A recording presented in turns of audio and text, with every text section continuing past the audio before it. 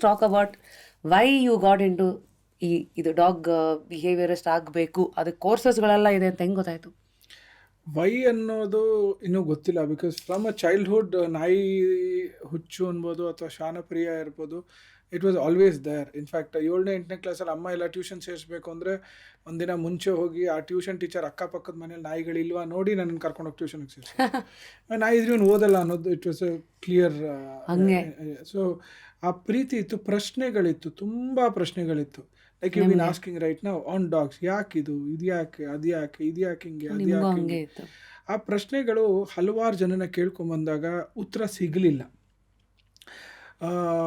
Unfortunately ಏನಾಯಿತು, ನಮ್ಮ we don't have a ನಾಯಿ ಡಾಕ್ಟ್ರು, ಯು ಹ್ಯಾವ್ ಅ ಪ್ರಾಣಿ doctor. So what is the difference? ಅವರು ನಾಯಿಗೂ ಔಷಧಿ ಕೊಡಬಲ್ಲರು, ಖಂಡಿತ ಕೊಡಬಲ್ಲರು. ಬಟ್ ಅವ್ರಿಗೆ ಇರೋ 5 ವರ್ಷದಲ್ಲಿ ಎಷ್ಟು ಸಾವಿರ ನಾಯಿಯಲ್ಲಿ 200ಕ್ಕೂ ಹೆಚ್ಚು ತಳಿ, ಪ್ರಾಣಿಗಳಲ್ಲಿ, ಮೀನುಗಳಲ್ಲಿ, ದನಗಳಲ್ಲಿ, ಕುರಿ ಕೋಳಿಗಳಲ್ಲಿ. ಸೊ ಅವ್ರು ಎಷ್ಟು ಓದಿರ್ತಾರೆ. ಅದರಲ್ಲಿ ಶ್ವಾನಕ್ಕೆ ಕೊಡುವಂಥ ಇಂಪಾರ್ಟೆನ್ಸ್ ಇನ್ ದ ಎಜುಕೇಷನ್ ಸಿಸ್ಟಮೇ ತುಂಬ ಕಮ್ಮಿ in our veterinary syllabus. So ಹಾಗಾಗಿ I could have been a veterinary doctor, very unsuccessful one. Because ನನ್ನ PUC +2 ಮಾಡ್ಬೇಕಾದ್ರೆ ಅಮ್ಮ ಇಲ್ಲ ಅಂದರೆ ಓಕೆ ನಾಯಿ ಡಾಕ್ಟರ್ ಆಗೋಗು. ಇಟ್ ವಾಸ್ ನಾಯಿ ಡಾಕ್ಟ್ರು. ಹಾವಿಗೂ ಔಷಧಿ ಕೊಡಬೇಕು, ಜಿರ್ಲೆಗೂ ಔಷಧಿ ಕೊಡಬೇಕು, ಕಪ್ಪೆಗೂ ಇಂಜೆಕ್ಷನ್ ಕೊಡಬೇಕು, ಆನೆಗೂ ಇಂಜೆಕ್ಷನ್ ಕೊಡಬೇಕು. So from here to there ಶ್ವಾನಕ್ಕೆ ಇದ್ದಿದ್ದ ಮಾಹಿತಿನೇ ಕಮ್ಮಿ.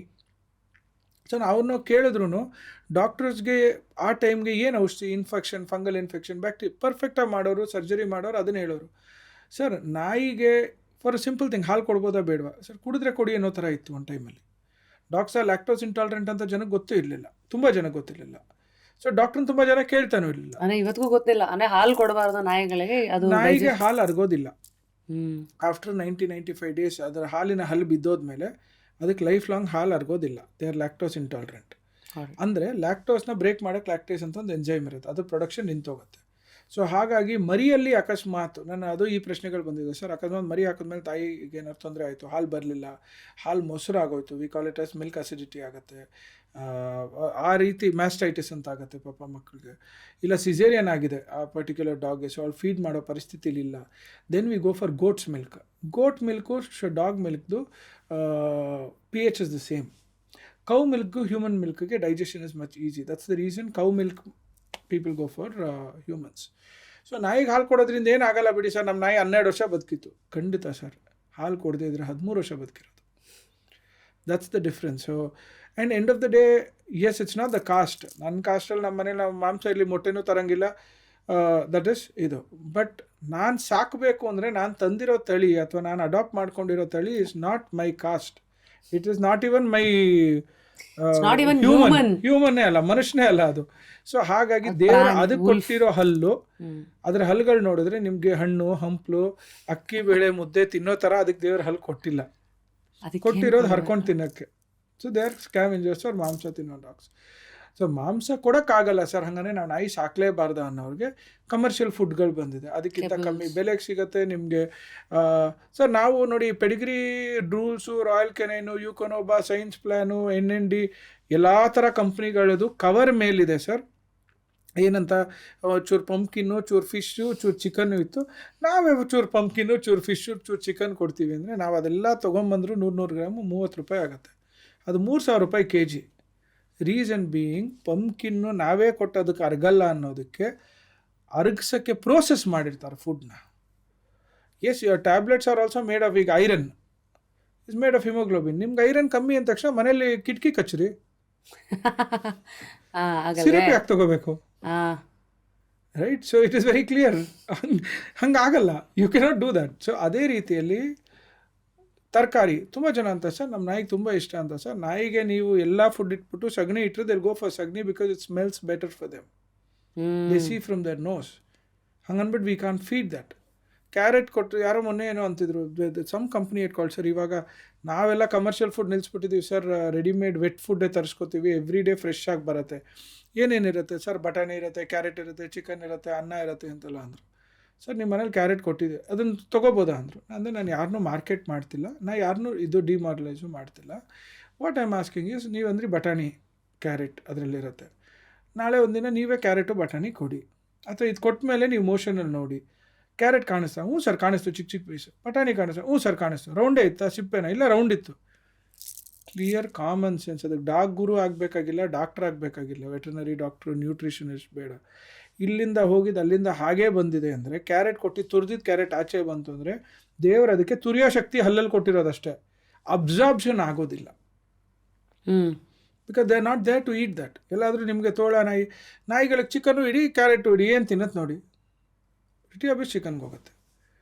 Right? Royal Canin Pedigree, Drools, Eukanuba, number 1 food in the world, ಯಾವುದಾದ್ರೂ ಇಡಿ, ಮಾಂಸ ಇಡಿ, ಮಾಂಸಕ್ಕೆ ಹೋಗುತ್ತೆ. ಹಂಗನ್ಬಿಟ್ಟು ಮಾಂಸನೇ ಕೊಡಬೇಕು ಅನ್ನೋದು ಆ್ಯಕ್ಚುಲಿ ಧರ್ಮ. ಬಟ್ ಕೊಡ್ಲಿಕ್ಕೆ ಆಗದೇ ಇರೋ ಧರ್ಮಗಳಲ್ಲಿ ವಿ ಹ್ಯಾವ್ ರೆಡಿಮೇಡ್ ಫುಡ್ ಕೊಟ್ಕೋಬಹುದು. That's always for a healthy living. So don't ಮನುಷ್ಯರು ತಿನ್ನೋದನ್ನ ನೀವು ನಾಯಿ ತರ ಒಂದೇ ಮನೇಲಿ ಇರ್ತೀರಾ ಅಂದ ತಕ್ಷಣ ನೀವು ನಾನು ಮಾಡಿದ್ದೆಲ್ಲ ಅದು ನನ್ನ ಮಗು ಅಂತ ನಿಮಗೆ ಮನಸ್ಸಲ್ಲಿ ಇರ್ಬೋದು, ಬಟ್ ನಿಮ್ಮ ಮಗು ಯಾವುದೇ ಕಾರಣಕ್ಕೆ 12 ವರ್ಷ ಆಯುಷ್ ಬದುಕೋದು ಯಾವ ತಂದೆ ತಾಯಿಗೂ ಬೇಡ. ಬಟ್ ನಮಗಿರೋ ನೋವು ಕಷ್ಟ ಏನು ಅಂದರೆ, ಇಷ್ಟೆಲ್ಲ ಪ್ರೀತಿ, ವಿಶ್ವಾಸ, ಮಾತು, ನಮಗೆ ಎಷ್ಟೋ ಜನ ತಂದೆ ತಾಯಿ, ಮಕ್ಕಳಿಲ್ಲದೆ ಇರೋ ತಂದೆ ತಾಯಿ ಪೆಟ್ನ ಮಗು ಥರ ಸಾಕಿರ್ತಾರೆ. They don't live like 30, 40, 50, 80 years like humans. They live only 10, 12 years. So ಅದರಲ್ಲಿ ನಮಗೆ ಗೊತ್ತಿಲ್ಲದೆ ನಾವು ಮಾಡಿದ್ರು ತಪ್ಪು, ಗೊತ್ತಿದ್ದು ಮಾಡಿದ್ರು ತಪ್ಪು. ಗೊತ್ತಿದ್ದು ನಮಗಿಷ್ಟ ಬಂದಿದ್ದು ಚಕ್ಲಿ, ನಿಪ್ಪಟ್ಟು, ಚಾಕ್ಲೇಟು. ಮೊನ್ನೆ ಯಾರೋ ಒಬ್ಬರು ಕೇಳಿದ್ರು, ಸರ್ ಮಕ್ಕಳು ಆಸೆಪಟ್ಟು ಅಯ್ಯೋ ಪ್ರೀತಿಯಿಂದ ಚಾಕ್ಲೇಟ್ ಕೊಟ್ಬಿಡ್ತಾರೆ, ಪರವಾಗಿಲ್ವಾ ಸರ್? ನಾನು ಸರ್ ಪ್ರೀತಿಯಿಂದ ಮಕ್ಕಳಿಗೆ ಹೇಳಿ, ಒಂದೊಂದು ಚಾಕ್ಲೇಟ್ಗೆ ಒಂದೊಂದು ವಾರ ಆಯುಸ್ ಕಮ್ಮಿ ಆಗುತ್ತೆ ಸರ್. ಒಂದೊಂದು ಸಣ್ಣ ಪೀಸ್ ನೀವು ಚಾಕ್ಲೇಟ್ ಕೊಟ್ಟರು 1 ವಾರ ಆಯುಸ್ ಕಮ್ಮಿ ಆಯಿತು.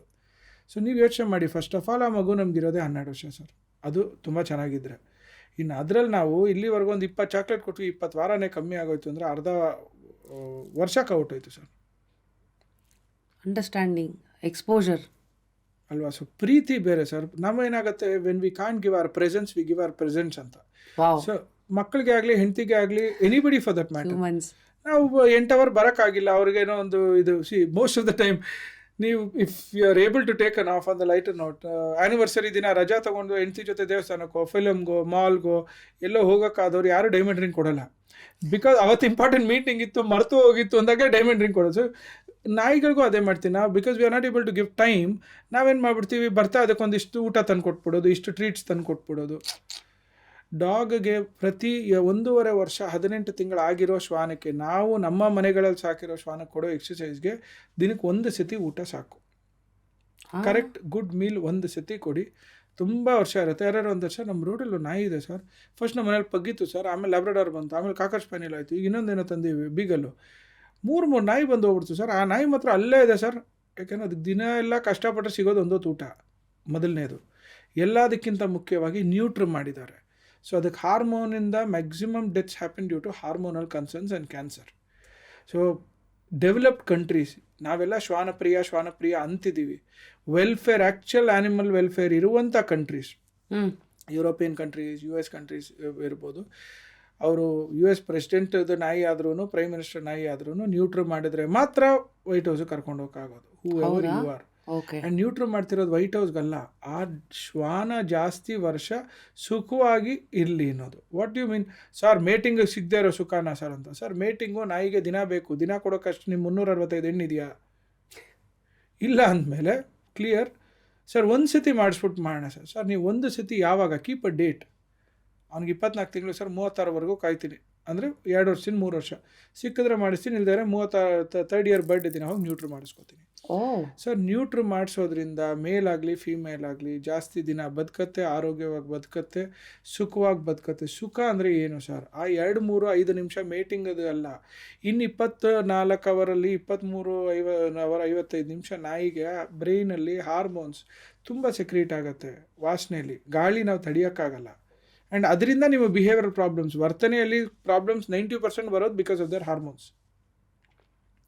ಫೀಮೇಲಲ್ಲಿ ಆಕ್ಸಿಟೋಸಿನ್ ಇರ್ಬೋದು, ಮೇಲ್ ಡಾಗ್ಸಲ್ಲಿ ಟೆಸ್ಟೋಸ್ಟೆರಾನ್ ಇರುತ್ತೆ. ಸೊ ಕೋಪ ಬರೋದು, ಅಗ್ರೆಸಿವ್ ಆಗೋದು, ರೋಡ್ ನಾಯಿ ನಟಿಸ್ಕೊಂಡು ಹೋಗೋದು, ಸುಮ್ಮನೆ ಇದ್ದಿದ್ದು ನಾಯಿ ಯಾರನ್ನೋ ಎದ್ದು ಕಚ್ಚಿ ಬಿಡೋದು, all that maximum it's because of hormones. Very interesting that we don't know all of this. It is going to give live. ನಮ್ಮ ಮನಸ್ಸಲ್ಲಿ ಅಷ್ಟೇ, ಅಯ್ಯೋ sir, and it is not the last generation of dinosaurs. ಏನಪ್ಪ ಇದಾದ್ಮೇಲೆ ಮುಂದಕ್ಕೆ ಪೀಳಿನೇ ಇಲ್ಲ ಅನ್ನೋದೇನಿಲ್ಲ. ನಾಯಿಗಳಲ್ವಾ ಇರುತ್ತೆ. End of the day you will get another breed or you will get a Indi.